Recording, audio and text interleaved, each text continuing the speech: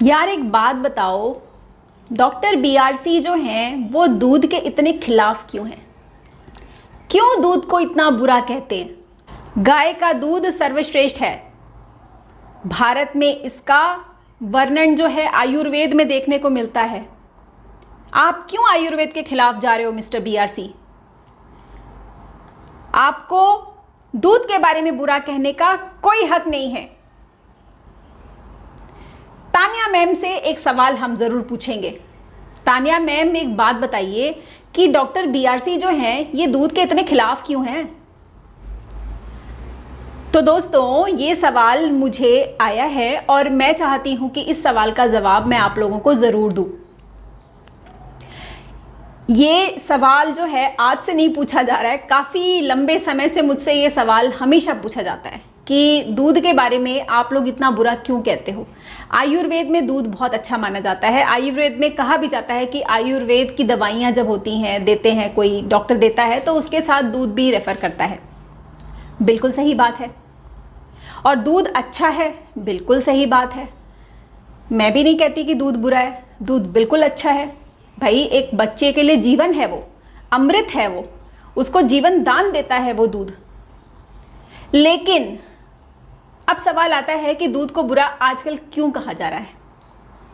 देखिए, जिस वक्त आयुर्वेद लिखा गया था उस वक्त आयुर्वेद के जो रचयिता थे, हमारे ऋषि मुनि, शायद उन लोगों को इस बात का अंदाज़ा नहीं होगा कि 21वीं सदी में आकर के मानव जो है वो एक नंबर का करप्ट हो जाएगा, अपने फायदे के लिए गौ माता को भी नहीं छोड़ेगा।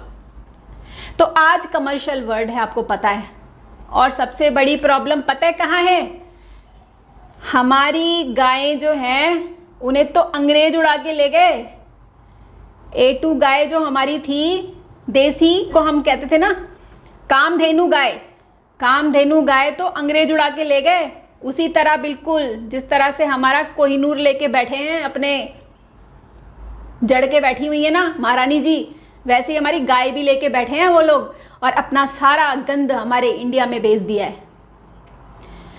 तो जो गाय आज हमारे पास है वो जर्सी गाय है। जर्सी गाय आपको पता है मिक्स ब्रीड होती है, हाइब्रिड मानी जाती है। A1 गाय, वाह A1।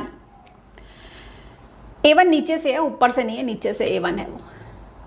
तो आजकल क्या है, दूध जो है वो उस जमाने की तरह नहीं रह गया। आपको पता है कृष्ण भगवान के टाइम पे भी मक्खन का जबरदस्त वर्णन है। दूध था तभी तो मक्खन होता था। बिल्कुल सही चीज़ है, दूध बहुत अच्छी चीज़ है। लेकिन दूध कौन सा अच्छा है? जो गाय जो चारा खाती है वो चारा अच्छा हो, शुद्ध हो, बिना पेस्टिसाइड्स के हो।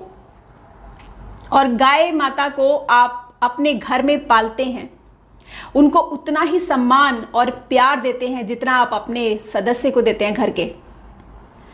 और जब वो बच्चा पैदा करती है, बछड़ा पैदा करती है, उस बछड़े को उसका पूरा हक जो उसका दूध पे बनता है, वो पूरा दूध अगर वो बच्चा पी लेता है और उसके बाद जो दूध बचता है थोड़ा बहुत, वो आप अपने बच्चों को या अपने घर में किसी को पिला सकते हैं। खासकर बच्चों के लिए होता है, ताकि उनकी ग्रोथ के लिए। हर माता कहती है अपने बच्चे से दूध पी लो, जल्दी जल्दी बड़े हो जाओगे। शायद वो ये सोचती है कि गाय का बछड़ा धड़ाधड़ 4 महीने में बड़ा हो जाता है, मेरा बच्चा भी 4 महीने में गाय के बच्चे जैसा बड़ा हो जाएगा खूब। यही उम्मीद लेके हर माँ अपने बच्चे को दूध पिलाती है।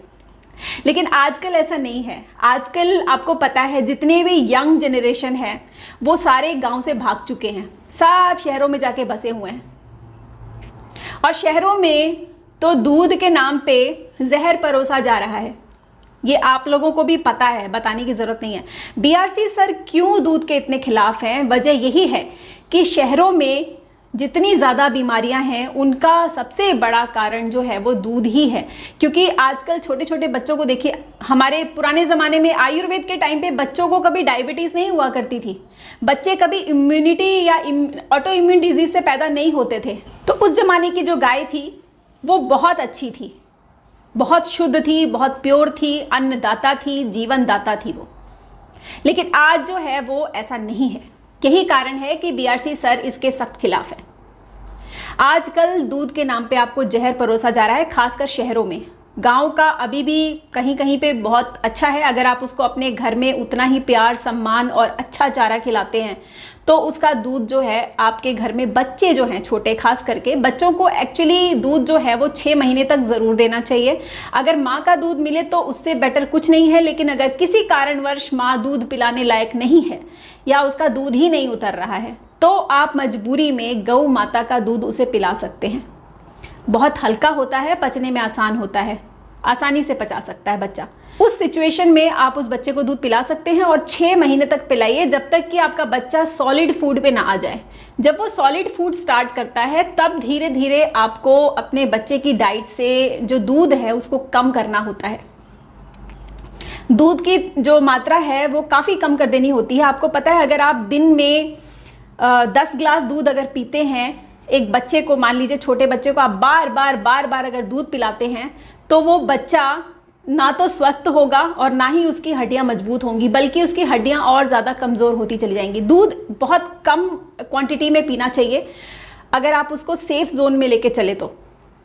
अदरवाइज जब बच्चा बड़ा होता है, कैल्शियम की डिमांड, कैल्शियम के लिए बहुत सारे ऑल्टरनेट हैं, बहुत सारे और भी चीज़ें हैं जिससे आपको भरपूर मात्रा में कैल्शियम मिल जाएगा।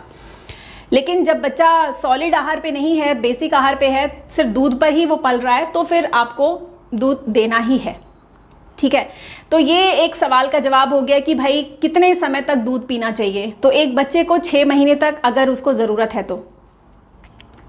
अब दूध, बहुत लोग कहते हैं कि भाई हमारे गांव में हम बहुत टाइम से दूध पी रहे हैं, हमको कोई प्रॉब्लम नहीं है। ठीक है, कोई प्रॉब्लम नहीं है, बहुत अच्छी बात है कि आपको कुछ हुआ नहीं और आपकी गाय हो सकता है बहुत अच्छे से आप पाल रहे हो, बहुत अच्छा उसको भोजन दे रहे हो, बहुत खुश आपने उसको रखा है।